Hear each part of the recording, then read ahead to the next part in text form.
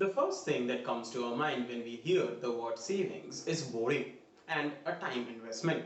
But what if I tell you that there is a smarter way to save your money, encourage a good investing habit, and also earn a huge amount of return yearly?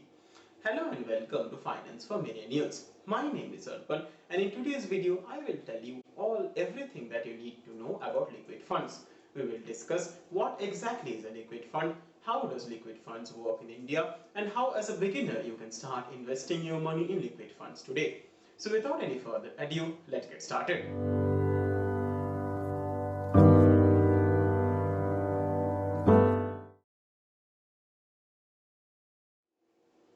If you watched my previous video, by now you know what exactly is a mutual fund and all the different types of mutual funds that are available in India. If you are new to the channel and you haven't watched my previous video on mutual funds, I will leave a link here right in the I button. Click the link and watch this video right now so that you have an understanding of what mutual funds are and how it helps you increase your overall wealth. Now that you have watched that video and have an understanding of mutual funds, let me tell you about liquid funds. A liquid fund, in the most simplest of terms, is a short-term investment vehicle that takes your money and invests it in short-term instruments such as debt instruments. The most common type of investment that a liquid fund makes is in commercial papers or treasury bills. But what exactly is a commercial paper and treasury bill? I can assume that you are hearing these terms for the very first time. Make sure you watch this video until the very end so that not only can you learn all these terms and but also learn all the risks and factors that you should be aware about before investing your money in a mutual fund. So how exactly does a liquid fund work? In order to understand this better, let us take the help of an example. Let's imagine that you have 500 rupees with you that you want to invest and save regularly. How can you do this? One of the first options that you have with you is to put this 500 rupees regularly in your savings bank account. At the end of 12 months, you would have saved a total of 6,000 rupees. Considering that your bank pays you an interest of 5%, the net amount that you get back is 6,300 rupees.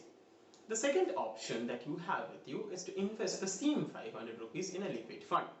Over the course of 12 months, the principal amount that you would have saved is 6,000 rupees. But in this scenario, the liquid fund is offering you a return of 7%. Thus, the net amount that you get to withdraw from the liquid fund is 6,500 rupees. That is a clear 200 rupees profit without much effort on your end. Isn't that wonderful?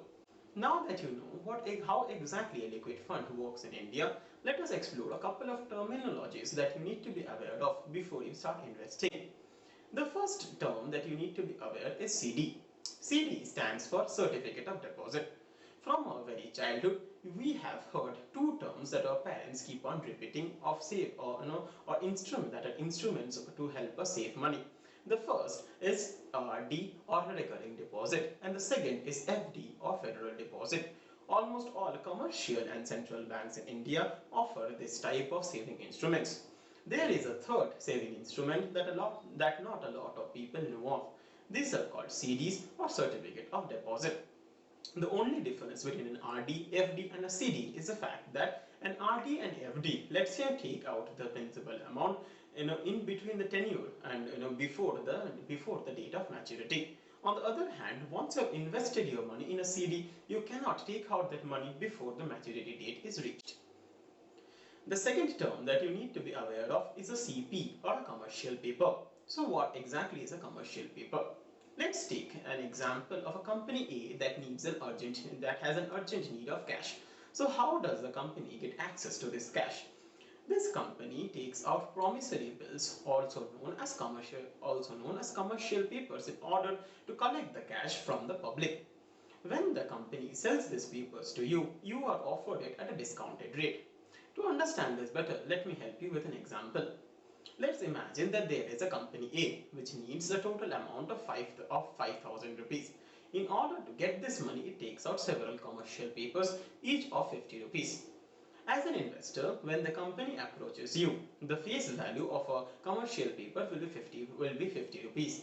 But since the company is the one who is in need of money, you will be able to buy the commercial paper at a discounted rate, let's say rupees 30.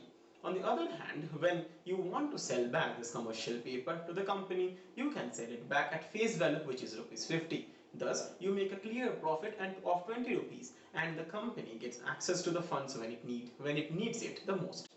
The third term that you need to be aware of is T-bills or treasury bills. A treasury bill is similar to a commercial paper, with the only difference being a commercial bill is from a private organization or from only companies that have a very high credit score. On the other hand, the treasury bill is supported by the government of India. For example, if our government needs access to a lot of funds on an urgent basis, it takes out treasury bills. It follows the same principles. Suppose the government needs 5,000 rupees. It takes out treasury bills, each of which is face valued at 50 rupees. You as an investor get the option to buy these treasury bills at 30 rupees and sell back to the government at 50 rupees whenever you want to. These treasury bills come with a maturity period which is generally a year or 365 days. But one of the most important things to note here is that treasury bills are one of the safest forms of investment in India because they are backed by the government of India and thus have zero to no risks. Now, before you go and start investing in your money in liquid funds, there are 6 things that you need to be aware of. The first thing is risk. If you have watched my earlier video, you will know that every mutual fund comes with a risk. This risk is generally market factors and your rate of return as well as the principal amount gets affected by it. In the case of liquid funds, the risk is relatively low. The reason behind this is the fund matures within a period of 60 to 90 days.